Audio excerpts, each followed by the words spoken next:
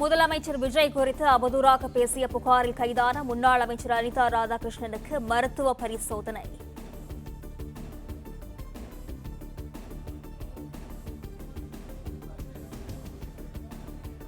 முதலமைச்சர் விஜய் குறித்து அவதூறாக பேசிய புகாரில் அனிதா ராதாகிருஷ்ணனுக்கு மருத்துவ பரிசோதனை செய்யப்பட்டு வருகிறது. தூத்துக்குடி அரசு மருத்துவக் கல்லூரி மருத்துவமனை மருத்துவர்கள், மாவட்ட காவல் கண்காணிப்பாளர் அலுவலகம் வருகை தந்து பரிசோதனை மேற்கொள்ளப்பட்டு வருகிறது.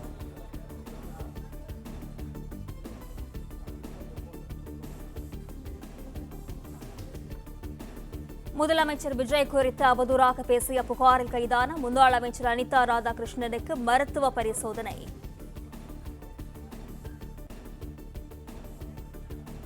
விவரங்களுடன் செய்தியாளர் ஷேக் மகா இணைப்பில் இருக்கிறார். வணக்கம் ஷேக் மகா, விவரங்களை பதிவு செய்யலாம். வணக்கம்.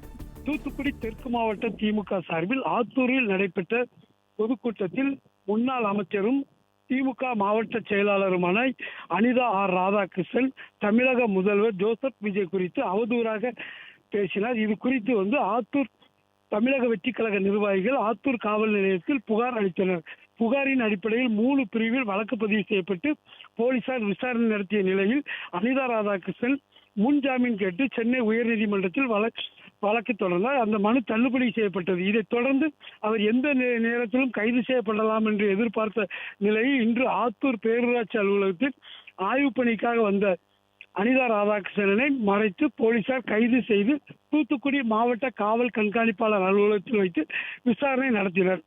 விசாரணையின் போது மேயர் ஜெகன் பெரியசாமி தலைமையில் திமுகவினர் ஏராளமானோர் எஸ்பி அலுவலகம் முன்பு திரண்டனர். அப்போது தாங்கள் அனிதா ராதாகிருஷ்ணனை சந்தித்து பேச வேண்டும் என போலீசாரிடம் கடும் வாக்குவாதத்தில் ஈடுபட்டனர்.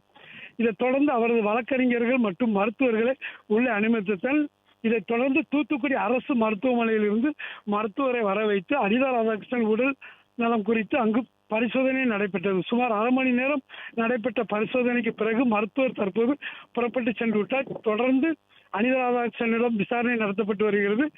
திமுகவினர் மாவட்ட காவல் கண்காணிப்பாளர் அலுவலகத்தில் குவிந்த வண்ணமாக இருப்பதால் அலுவலக மெயின் வாயில் தூத்துக்குடி திருநெல்வேலி நான்குவழி சாலையில் தடுப்பு வேலி அமைத்து போலீசார் பாதுகாப்பு பணியில் ஈடுபட்டு வருகின்றனர். மேலும் திமுகவினர் யாரையும் உள்ளே அனுமதிக்கவில்லை.